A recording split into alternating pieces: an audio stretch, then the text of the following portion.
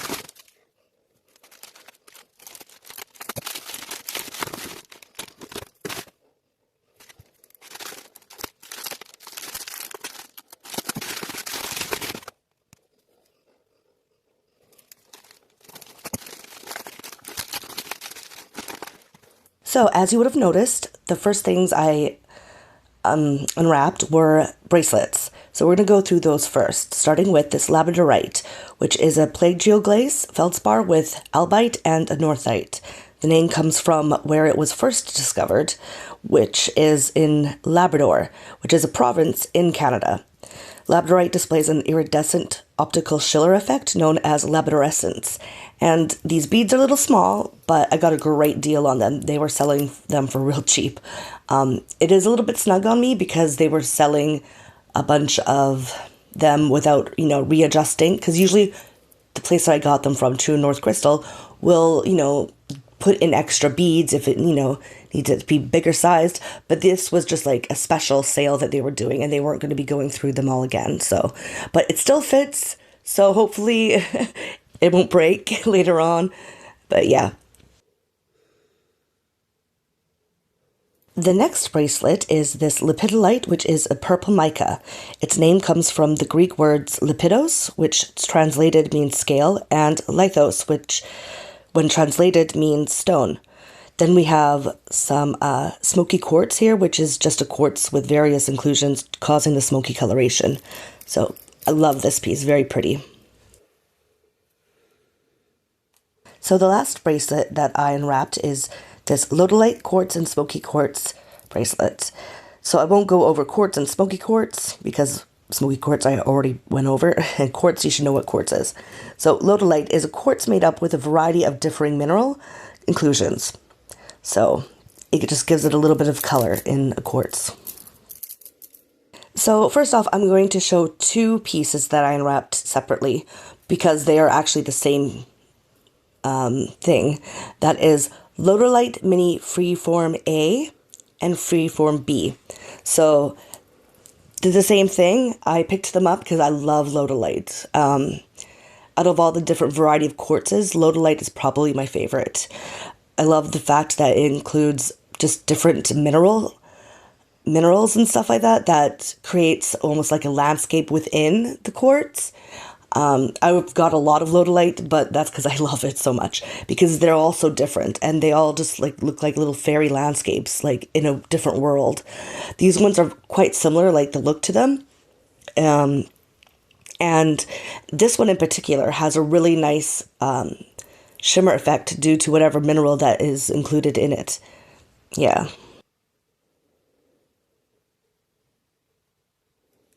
Next piece is this opal small freeform. So it's obviously a pink opal, and usually opal, when you find it, is in seams, like in cracks, in between other minerals and rocks, and that's this case, right? Because we've got this different colors here, like the black, the green, the yellow, but the pink is the actual opal. And yeah, I already have pink opal in a free form, but I just really loved this one. I loved the colors, and I just thought it looked really pretty. It was a really deep and vibrant pink. So yeah, when it comes to opal, that one's an interesting sort of mineral because there's different variations of this type of mineral. It can look globular and water-like in terms of the hyalite opal. You can have precious opal, which is the kind you see in a lot of jewelry, which is really, high quality grade, and it gives off a schiller effect that is like a bunch of different colors. And then you have just this creamy type of opal, which is what this is, and different colors like pink and blue and green. The next I have this sardonyx small freeform. So what is sardonyx? Well, it's sard and onyx combination. Sard is an orangish red chalcedony, and it's what colors carnelian, right? And there's that. So then you have onyx. What is onyx? Onyx is an opaque microcrystalline in black or white. And when you get banded onyx, you'll have black and white onyx, right? I say this because a lot of time people sell what I'm going to show on screen as onyx. This is not onyx. Onyx is never colored. This is banded calcites. All right. So I just want to put that out there because a lot of people mislabel this and try to sell this as some sort of onyx. But yeah, onyx is either black or white, no other color. And I just absolutely love this piece that I got, this freeform, because look how much was going on in here, like all these swirls, and it's just beautiful. Then I unwrapped this apatite small sphere. So apatite, the name comes from the Greek word apateo, which means to deceive when translated, because it has a history of misleading mineralogists in its identification back like in the 1700s. So yeah, that's what that's from. And this is obviously blue apatite, really pretty. Then next, I unwrapped this opal small flame. So I showed you my pink freeform opal. This is blue, light blue opal. And you could see that it has some matrix in it, but for the most part, it is essentially just opal, free from the matrix. And yeah, it's just a really pretty piece. Then next is this Stitchtite small tower. The name comes from Robert Carl Stitch because he was formerly a general manager of the Mount Lyell Mining and Railway Company, so they just, I guess, named it after him. Yeah. Usually you find Stitchtite alongside serpentine, and together it's atlantisite. I have actually a sphere of atlantisite already, but you don't really see a lot of the time when it's just Stitchtite. So when I saw this, I definitely had to pick it up. Up next is actually a mineral that is in my top 5 favorite minerals, and that is this malachite small tower. I have a lot of malachite in my collection, but I just can't help myself because it's just so beautiful. It's named by a Greek word malachi, which means mallows when translated, which is an allusion to the green color of the leaves, which is part of the bush that mallows comes from. Yeah, malachite is a green, very common secondary copper mineral with a widely variable habit. So it can be found like raw and very, very velvety, or it changes depending on the minerals that surround it and grow alongside with it a lot of the time. Yeah, just very beautiful. And I love the contrasting colors in this piece in particular. Look how dark that green is. It almost looks black. And then the rest is light, like really light. So yeah, I just love this piece. Next piece is this beautiful aquamarine specimen. So this is not my first aquamarine, but I saw this and I needed it. So aquamarine, the name comes from aqua, which is Latin for water, and the marine, which is deriving from the marina, or Latin for of the sea, because that's what it is translated as. So yeah, it is basically a barrel. So a barrel that is obviously a light blue and looks like water, and just very, very beautiful. And when it comes in this shape, this is like high quality. This is what you would actually usually facet it into jewelry and such. Then next is this flower agate small flame. So the reason why I picked this up, I do have a lot of flower agate, but I loved how it was mostly quartz, like very heavy on the quartz aspect, and the sard of the flower agate part. I just thought that it was just really pretty and just very different. I don't really see much flower agate that has this sort of red sard with it. That is mostly quartz. Then my next piece that I unwrapped is this rutilated smoky quartz. So rutilated means that there is rutile included within the quartz, and it is a mineral that is got lots of traces of metallics, different mineral metallics within it. It is from the Latin word rutilis, meaning reddish, because a lot of rutile is red, but it also comes in yellow and silver, or yellow and gray. But because of the metal inclusions within rutile, it looks like it's gold, copper, or silver. So a lot of the time that's what it's called, even though those particular minerals are not actually in rutile. Yeah, and it's just beautiful. I would love to get a nice specimen of just rutile, but so far I only have the rutilated versions and varieties, so it's usually included within something else like a quartz. So what I'm going to show next is two at the same time because they are similar, like they're the same thing. That is the chalcedony specimens A and B. Now, if you remember me unwrapping, you would notice that this specimen A, chalcedony specimen A, broke in half, unfortunately. I, though, have a small lapidary kind of shop, whatever, in my house. So I have some way to fix some of these problems that come up. This isn't the first time I've had something broken.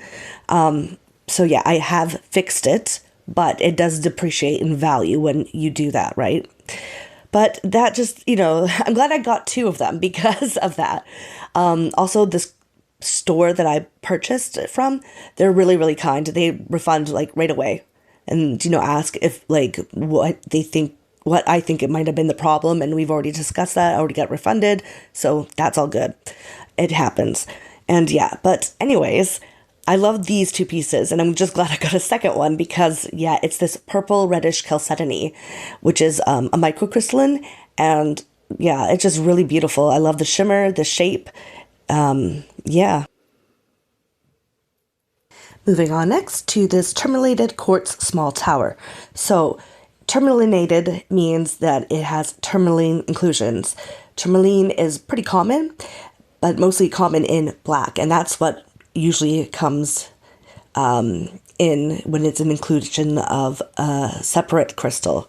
But tourmaline basically comprises trigonal borosilicates of the cyclosilicate superclass. So yeah, and this is not my first tourmalinated quartz. I do have a sphere in this, but this one is much more clear. Like the clarity is much better. And yeah, it's just really pretty. Then next is my copper with calcite growth specimen. So I picked up another copper specimen piece because it's gaining value a lot. A lot of the metals have been gaining value, like copper, silver, and all that. So it's going up in price, and I wanted to get it before it goes way up. So I do have two other copper pieces, like specimens, but yeah, I just thought I needed another one, and this one has a more of a reddish tint to it, and it has a little bit of calcite growth, and I just thought, why not? Now I'm going to show you two pieces together because they are the same sort of piece, and that is my coral fossil small tower A and B. So basically it's just a coral fossil. You can't just get like living coral. It has to be at least fossilized before you're able to like extract it, and sell it. And you could tell with these ones that it's definitely full of chalcedony, microcrystalline, with the way it looks. And even in this part where we have it within these sort of cracks and crevices of that coral, and this one has one side left raw, which I just thought was really neat and interesting. Next is my picture stone small tower. So why am I calling it stone and not a jasper? Because it's usually sold as a jasper. Well, it's not a jasper. It's not a microcrystalline. It is an igneous rock that usually comes with inclusions like dendrites. This one in particular I liked because it looks like to be hematite, the metallic areas right here, and it has dendritic aspects and inclusions as well. But also I just liked the color because it's pretty. It's a sort of white, cream white with really light pink. And yeah, I'm not going to be naming it a jasper since it's not, but I still like it, and we don't need to be mislabeling product just to sell it. You don't have to call it a jasper just to sell it. That's just going to confuse people. But yeah, really pretty. The next thing I unwrapped is something that I don't have in my collection that is kind of together the way this is, but I do have them separated. But that is this smoky quartz with pink tourmaline inclusion, small freeform. So this is a big chunks of tourmaline that's pink, pink is not common. So that it's a little bit more rare than, say, the black tourmaline. But yeah, this one's pink tourmaline, which is just great. And then you got the smoky quartz. And yeah, I just loved it. I love the color too. And there's such big pieces of pink tourmaline in here that I had to pick it up.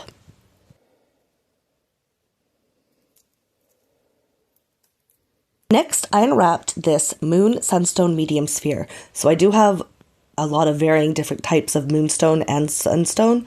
Some of them have both. I have a Russia Moon and Sunstone that exhibits all three different sort of aspects, such as the blue Schiller effect, Moonstone Schiller effect, which is the silver, and then Sunstone Schiller effect, which is the gold sort of shimmer and Schiller effect. This just has the moon and the sun, not the rainbow or blue schiller effect. And yeah, different coloring, and I just love moonstones, sunstones. Who doesn't? Who wouldn't love it? I mean, it's got the, the lattice work that creates that shimmer, and yeah, I just thought this was a really great quality one, so I picked it up. Now, the next two pieces I'm going to show together because they are the same mineral, and that is my Aragonite specimens, A and B. So, it's hard to find crystals now that I don't already have. I've got a pretty big collection, but I don't have Aragonite. Excuse me. I don't have that, and until now. I do have it now. And it is a rare chemically complex carbonate-bearing silicate found as a pigment in some European murals, actually. And yeah, so its name is from the Greek word Arianos, which means translated is blue sky, alluding to its color. And yeah, when I saw this, I had to pick up a couple because I just love the blue. It's something I haven't really seen much of, and when it came up, I was like, ooh. So yeah, really happy about this, and yeah. Then the next piece is this Powellite Phantom Amethyst specimen. So the amethyst aspect is very, very delicately. It's very soft. It's almost not there, but it does have some purple tint to it. So it is considered still an amethyst. What makes it special is the Powellite. So I do have a few Powellite Phantom Amethyst towers, but I haven't really seen a lot of people selling it raw as a specimen. And when I saw this, I had to just pick it up because it is special, and I'll show you why. So as you can see, the Powellite is made phantom within the amethyst. So Powellite has a very strong UV reaction, and that's what makes it so special because it is rare. Powellite is a rare mineral. It's named in honor of the American geologist and explorer John Wesley Powell, and it is an uncommon secondary mineral, typically formed in the oxidization zones of molybdenum bearing hydrothermal deposits, rarely in basalt cavities, tactites, and granite pegmatites. So Powellite inclusions are rare, and that's why when I saw this, I had to grab it because I hardly ever see them raw in specimens, usually just towers. So the next piece I unwrapped is this opal with tourmaline inclusion medium sphere. So I've already spoken about opal and tourmaline, so I won't really go into that. I just wanted to point out that this isn't something you find a lot. I think it's just was found recently, and there wasn't much of it. It's opal, the pink opal, but with green tourmaline inclusions throughout. And yeah, I saw that and I was like, well, that's different. And yeah, so I picked it up. So the next thing I unwrapped is this lapis lazuli medium sphere. Lapis lazuli is a combination rock, so it's got a bunch of things going on. You have pyrite, you have lazurite, you have calcite, and it's all sort of mixed together. Very well known for a long time. I know that it's used in ancient times and was highly prized. And yeah, the name is said to be derived from the Latin word lapis and the Persian word lazurd, both meaning blue. Yeah, very beautiful, very well known, and yeah. And next is this gabbro medium sphere. Gabbro is something I haven't collected before, but it is quite common. Gabbro is a coarse-grained magnesium and iron-rich intrusive igneous rock formed from slow-cooking magma into a hollow crystalline mass. It's actually quite common, like I said, but mostly found underneath the ocean. So yeah, it's used in a lot of places within the house, actually, in kitchen tabletops and counters and all that. And usually it goes by the name of just black granite in these sort of purposes. Yeah. The next thing I unwrapped is this arfvedsonite, which is named after Johann August Arfvedson, who was a Swedish chemist who discovered the chemical element lithium. And in its raw form, it looks very similar to tourmaline. I do have a tower of this stuff, and I love it. I do love it. Very, very nice. But, of course, towers are one thing, spheres are another, and between the two, I really love spheres. I love the balls. Now, we are finally at the end of this whole video with the last piece.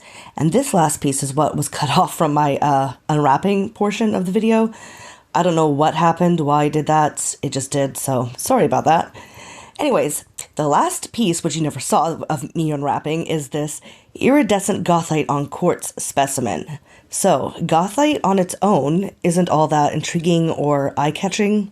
It's metallic and dull, brownish black. However, it's the most common simple iron oxide mineral and a weathering product of numerous iron-bearing minerals, meaning it's very easy for goethite to leach and cause iridescence, and often does. When it does, it's very noticeable and usually extremely thick, as you see here. So this is natural. This is a natural leaching iridescence. But it's so thick, there's definitely no way you won't notice it on camera. The camera will pick it up, I know this. And look at that. Isn't that just gorgeous? And that's just, iridescent goethite on top of quartz. So I'll show a picture of what it looks like without iridescence, just so you know what I'm talking about. So that just kind of grew on top of the quartz, but then leached on itself and creates such a beautiful rainbow colored iridescence. It's just remarkable. I love it. I love it. And that is everything. So there was a lot more to go through than my last two videos. But yeah, it might be the last video I upload for a little bit because I need to first buy a display case because I have no more room, like literally no more room. They're all sort of squished together on the cases that I have them in. So I'm going to have to try to prioritize that first. But when I do and when I get more, I will upload then. And yeah, like, comment, and subscribe, and I'll see you later. Bye!